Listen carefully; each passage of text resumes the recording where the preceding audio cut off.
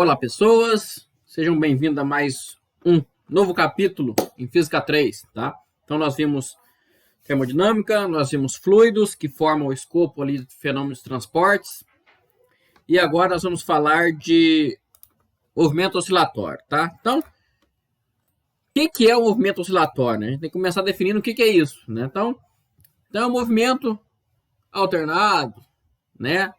Tipo pêndulo, né? Então, é um movimento alternado, né? Do tipo pêndulo. Então, pêndulo vai ser a gente vai ver depois, lá na frente, que ele é um dos tipos de movimento oscilatório, né? Então, ele é um movimento alternado, tipo pêndulo, né?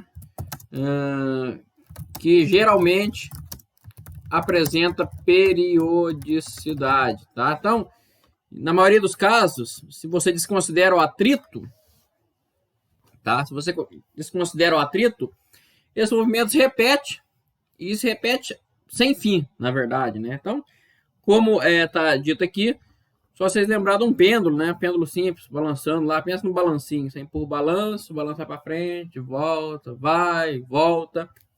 Movimento oscilatório, tá? Esse é o movimento oscilatório. Dito isso, onde acontece o movimento oscilatório, né? Então, esse movimento ocorre sempre que abandonamos um corpo próximo a um mínimo de energia potencial. Tá? Então, se vocês pensarem na energia potencial, né? Pensa no caso mais simples, unidimensional. Então, se o corpo for abandonado perto do mínimo, vamos ter um movimento oscilatório, tá? Vamos fazer um gráfico aqui para vocês entenderem bonitinho, tá? Então, aqui é minha energia potencial em relação à distância a alguma origem qualquer. E imagine que esse gráfico tem a seguinte forma, tá? Essa aqui. Então, a energia potencial ela decresce, depois ela volta a aumentar, tá? Então, se a gente pegar um corpo e abandonar ele próximo aqui, né? Então, se você botar ele aqui, ele vai, pela conservação da energia, né? A energia é K mais I, K mais U, melhor dizendo, né? Então, a energia é a cinética mais a potencial. Se você abandona, significa que a energia cinética é zero. Então, a energia total, ela é sempre igual à energia potencial inicial, né? Então, o corpo vai descer, então ele vai perder energia potencial e ganhar energia cinética. Vai subir. Quando ele chegar exatamente na mesma altura aqui, ele tem que parar pela conservação da energia. Então, ele para, aí ele volta, vai e volta, vai e volta, vai e volta. E por que ele vai e volta? Porque a força, ela é... O que é a força? Menos o gradiente de U, ou, unidimensionalmente, ela é menos a derivada em relação a x desse U aqui, né? Então, se você lembrar o que é uma derivada, o que significa derivada? Derivada significa...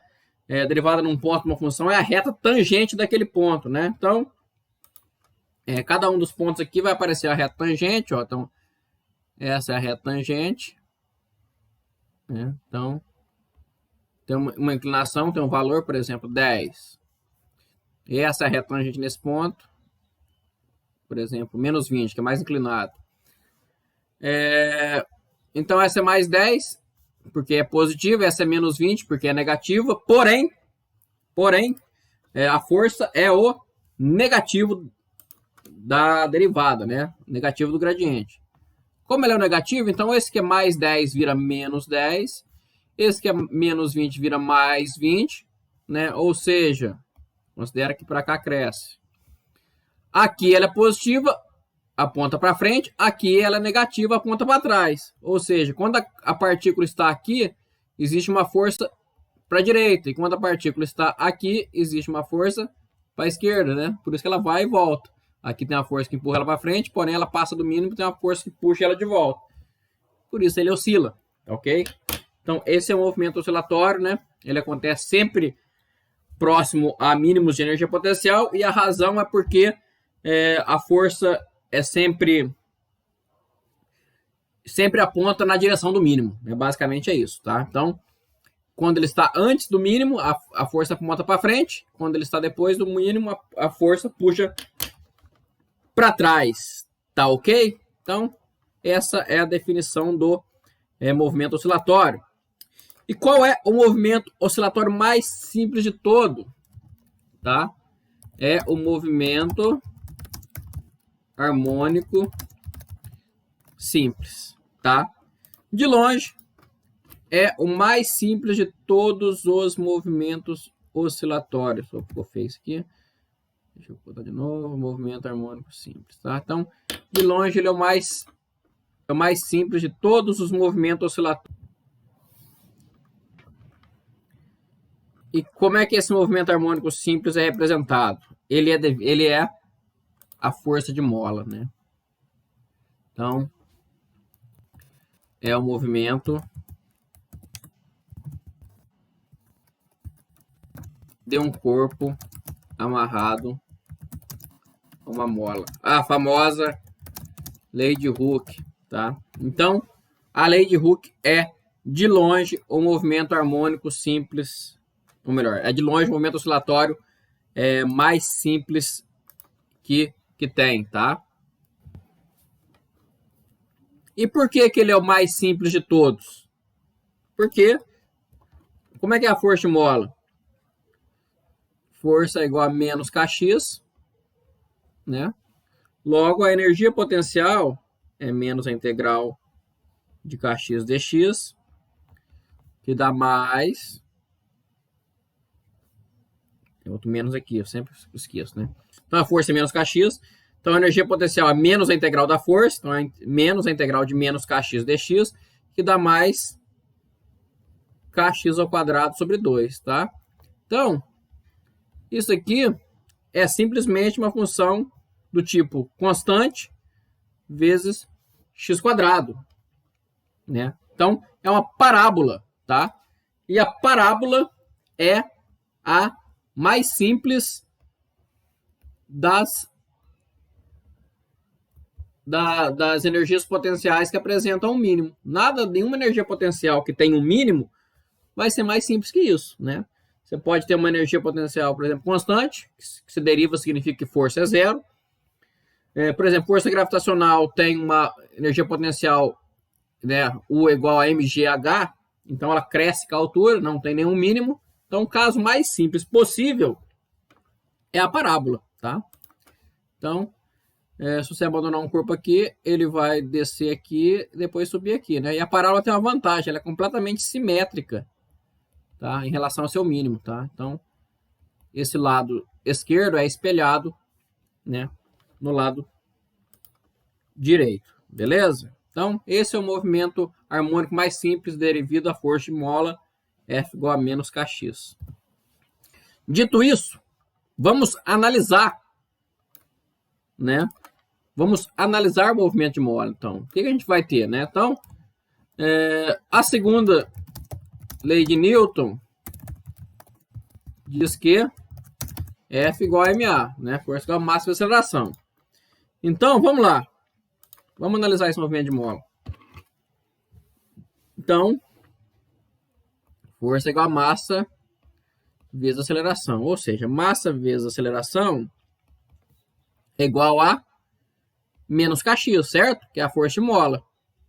Né? Não foi o que eu escrevi lá? Olha aqui. Olha lá. F igual a menos kx, né? Não é a lei de Hooke. Então, m vezes a igual a menos kx. O que mais que a gente tem? O que é A? A é dv dt. E o que é V? V é dx dt. Logo, A também é ddt e dx dt. Então, é a derivada segunda, certo? A é a derivada segunda da posição em relação ao tempo. Então, eu posso escrever isso aqui, ó. M vezes a derivada segunda de x em relação ao tempo é igual a menos kx. Tá? Agora aqui, eu vou fazer uma definição que a gente vai usar nesse capítulo até o final, tá? Para não ficar, para ficar mais fácil de escrever.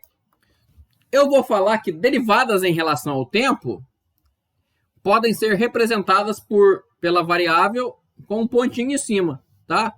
Então, minha velocidade, vou até escrever outra cor aqui. Então, minha velocidade, que é dx dt, eu vou falar que isso pode ser definido como sendo x ponto. Tá? Então, o que é x ponto? X ponto é dx dt, derivada do x em relação ao tempo. E a minha aceleração, que era a derivada segunda em relação ao tempo, eu vou escrever que é um x, 2 pontos. Tá? Por que eu vou fazer isso? Porque é mais fácil escrever pontinhos do que escrever DDT, tá? Então, isso tem que ficar guardado na cabeça de vocês, porque senão você vê uma expressão lá na frente e não entende o que ela quer dizer. Você vê lá x mais x ponto, o que é isso, né? Aí você vai falar assim, não estou entendendo nada disso aqui, tá? Mas são apenas definições, né? Bota aqui, né? Quando eu coloco um ponto em cima do igual, significa definição. São apenas definições, né? Que nos vai ajudar. Nos vai ajudar a melhorar a notação, né? Deixando o exercício um pouco mais bonito de se olhar. Então, a minha equação vai ficar da forma... Deixa eu até baixar aqui. Botar de outra cor, botar de vermelhão mesmo. Vai ficar da forma...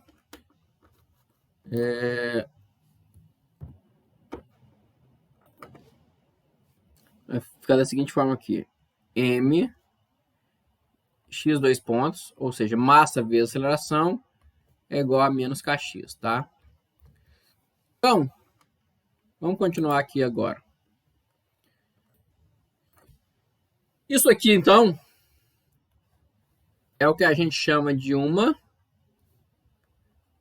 equação diferencial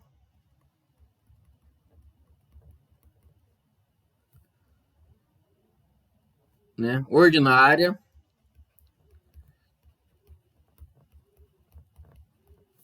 homogênea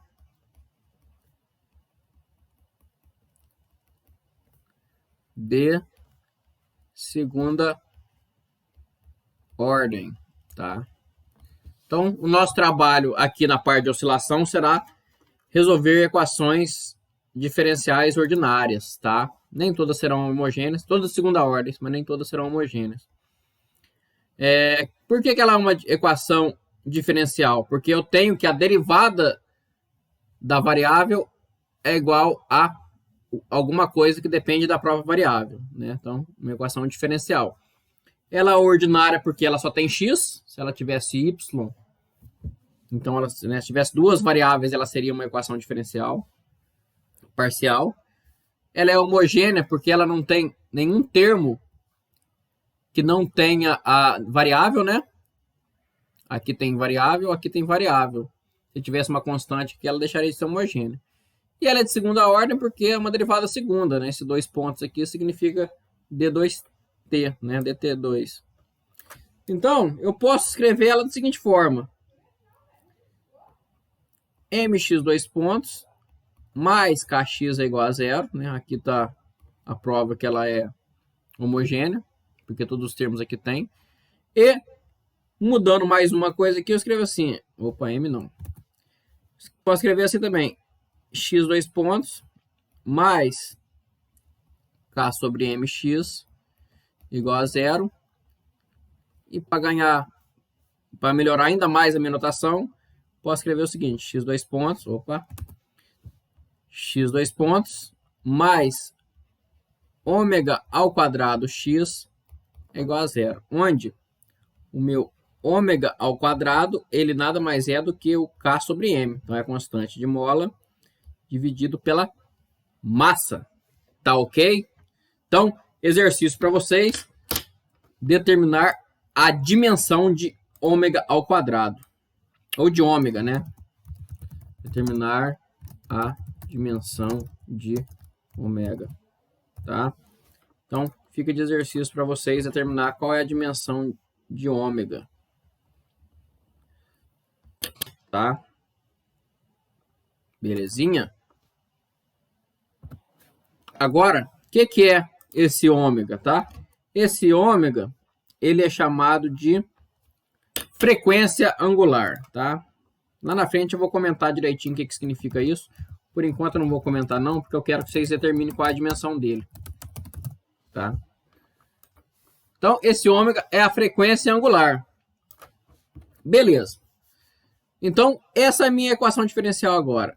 X dois pontos mais ômega ao quadrado x igual a zero. Como eu resolvo essa equação diferencial, né? Como é uma equação diferencial homogênea, eu posso transformar ela em uma equação algébrica. Então, todo lugar que tiver x,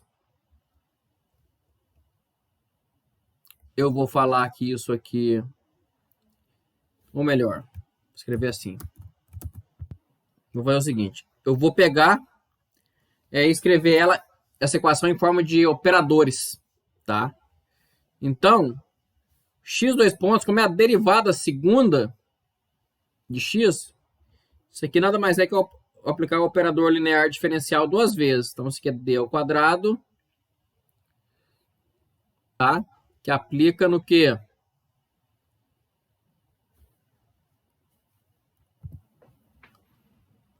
Que aplica no x, e o ômega ao quadrado também aplica no x.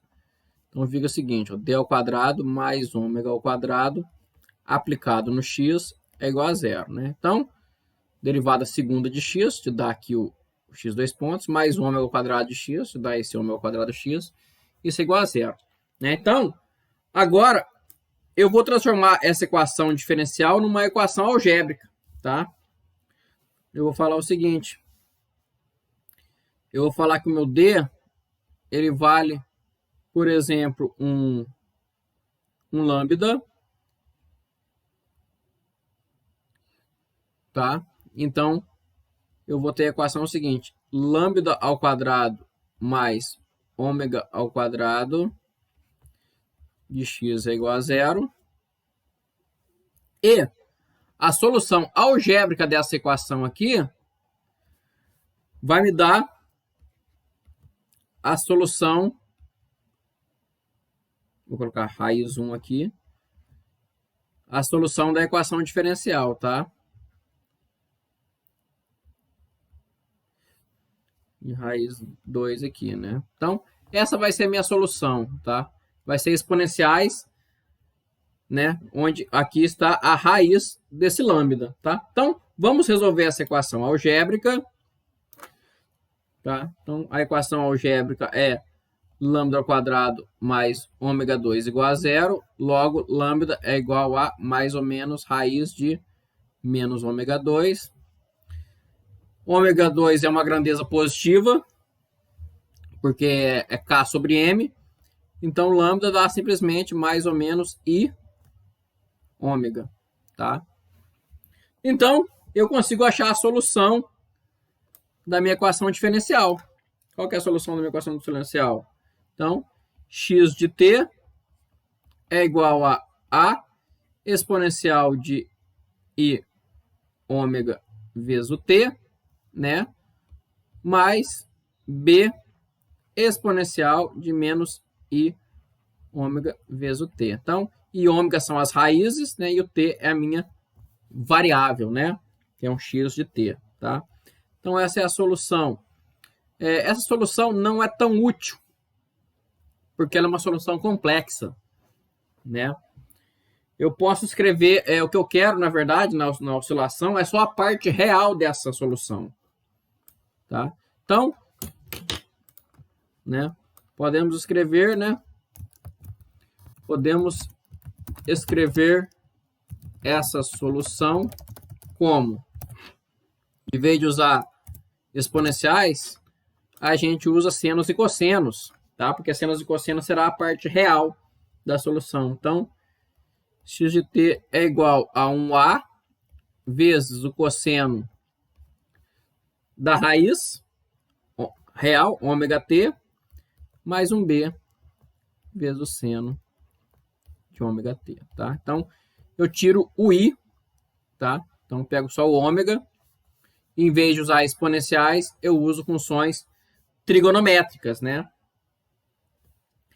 Então, isso acaba a solução do problema matemático geral, né? Agora, quantos que vale A e B? A e B são as condições iniciais do problema, tá? Então, A e B são as condições iniciais do problema. Ou seja, posição inicial e velocidade inicial. Tá? Então, vamos fazer um exemplo aqui numérico para vocês verem como é que faz esse problema, tá? Vamos fazer um exemplo numérico aqui, opa. Vamos colocar assim. Seja um corpo de massa, vamos colocar 1 quilograma, colocado numa mola elástica K igual a 25 newtons por metro. Se ele for abandonado, né, abandonado significa velocidade igual a zero, no ponto x igual a 2 metros, qual a solução, qual a sua equação do movimento? Né? Aquela é a equação do movimento, né? Qual a sua equação do movimento? Né? Então, vamos fazer isso aí, né? Na verdade, eu quero que vocês pausem o vídeo e tentem fazer sozinhos, tá? Depois vem cá que eu vou fazer também. Considerando que vocês já fizeram, então a equação fica 1 MA, vamos lá, MA igual a menos kx, logo A, que é x 2 pontos, é igual a menos 25x, então x 2 pontos mais 25x é igual a zero. Então, posso escrever o seguinte, d ao quadrado mais 25 aplicado em x é igual a zero. Logo, lambda ao quadrado mais 25 é igual a zero. Lambda é igual a mais ou menos i vezes 5. Beleza? Então, qual é a solução x de t aqui? X de t é a cosseno de 5t mais b seno de 5t. E agora, quais são as condições iniciais? X de 0 é igual a 2, certo? Não é isso que está escrito ali? Volta lá. Ó. Ele foi abandonado, né? Velocidade igual a 0 no ponto x igual a 2. Então, na hora que eu solto a molinha ali, então, no tempo 0, ele está em 2 metros, igual está escrito aqui. Então, só botar isso. Então, 2 é igual a vezes o cosseno de 5 vezes 0 mais o b seno de 5 vezes 0. Seno de 0 é 0, cosseno de 0 é 1, então A igual a 2. Tá? Então A igual a 2. Então meu x de t fica da seguinte forma agora. 2 cosseno de 5t mais 1b seno de 5t. Ok? E a segunda condição, v de 0 é igual a 0, foi abandonado. Né? Então, mas o que é v? V é a derivada. Né? V é a derivada do x. Né? Então, v é igual ao x ponto. é igual a d dt de x. Então, só derivar isso aqui. Então, derivando isso aqui, derivada do cosseno é menos seno, então menos 10 seno de 5t. Derivado do seno é cosseno, então mais, saiu 5, né? 5b cosseno de 5t. Quando o t for zero, isso também é zero, né? Quando o t for zero, seno de zero é zero, esse termo não contribui. Cosseno de zero é 1, então 5b igual a zero, logo b tem que ser zero. Solução final, x de t igual a 2 vezes cosseno de 5t, tá? Tá aí a solução final do problema. Beleza? Então é assim que faz problema de oscilação, tá? Vamos falar de alguns casos, um caso particular na próxima aula. Também vou dar exercícios e nos vemos na próxima aula, então, tá? Fui!